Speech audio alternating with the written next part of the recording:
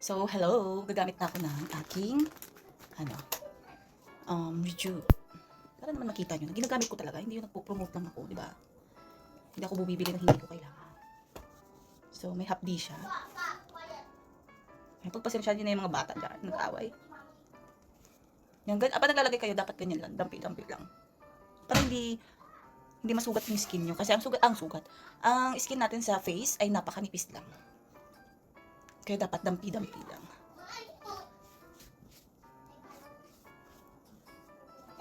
Ginaganyan ko na yan. Nilalagay ko na yan dyan. Dyan dito sa ears. Ayan.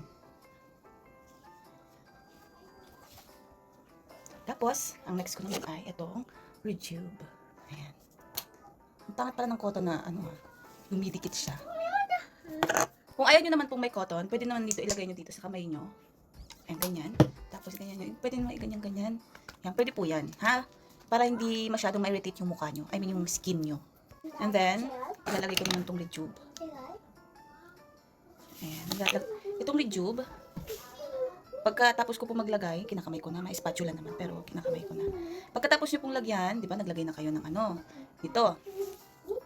Pagka na-blend nyo na siya sa buong mukha nyo, yung mga pimple marks nyo, pwede nyo po yan lagyan. Like, ganito.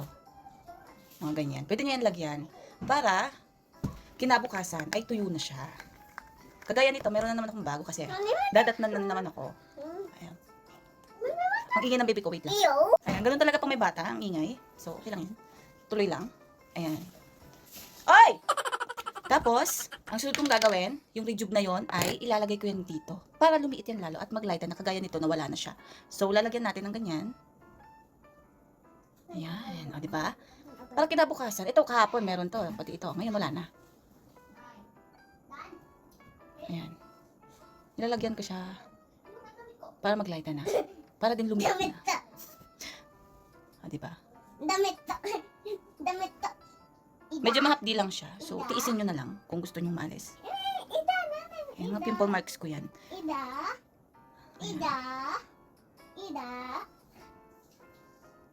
Medyo mahapdi siya pag nilagay. So, bukas, wala na yan. Tuyo na yan, kagaya nito. Pero nilagyan ko pa siya kasi may pimple mark siya. At sa aking body naman, diba? At sa aking body naman, ito naman yung ginagamit ko. Siyempre, ito. Napakaganda nito sa skin. Yes, and then, nakakalighten din siya. Pero hindi nyo mahalata kasi morena ako. Pero ang importante, kahit na morena ako, diba? Kahit morena ako, makinis naman yung balat ko. Hindi siya dry. So, ito yung kapartner ng aking You Glow Babe Soap. Ito yung kapartner niya. So, ginagamit ko to pagkagabi. Meron din ako pag umaga, may may sunscreen, body sunscreen siya na 35, SPF 35 na siya. With, SPF 35. Wait, kunin ko. So, ito, SPF 24 pala. Sorry naman, nakalimutan. Ito, SPF 24, PA++ na siya. Sun plus pollution protection na siya. O, diba? Pwede kayong lumabas na hindi kayo mamihitim. With UVA, UVB, and PPF na siya. O, diba? PPF meaning is pollution protection formula. O, diba? Bale, ito yung ginagamit kong mga lotion ko. Ito yung gabi, panggabi. Ito naman yung pang umaga ko. Ito yung kailangan ko kasi mainit pagka umaga. Ayusin na po ang higaan. Oh my God, ganito talaga pag may bata. So, pag naglagay kayo nito, mahapdi lang siya sa umpisa. Pero pag nagtagal-tagal na, sige, kaya mo yan. Pag tumagal na, ayan, nawawala naman yung hapdi. Tapos, patutuyuin nyo siya para naman kinabukasan ay maliit na yung pimples nyo na magsisimula pa lang. Okay, at pag natutulog naman ako, ang nilalagay ko naman sa aking lips ay ito. Binigay po pala to, hindi ko to binili, okay? Binigay ito ng nanay ko. Maganda siya sa lips. Kung dry yung lips nyo, bagay sa inyo. Hindi po ako mahilig sa lipstick, sa totoo lang. At pag umaalis naman po ako, ito naman yung gamit ko, Vaseline din. Ayan. Itong Vaseline. So, ano sila?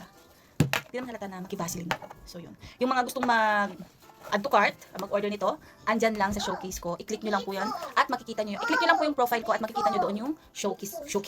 Showcase ko. Nasa baba lang po. Ayan. And then, ito. Nandun po to lahat sa showcase ko. Tapos, yung You Glow Babe Rejuvenating. Andun po lahat. So, yun lang. Good night. Bye.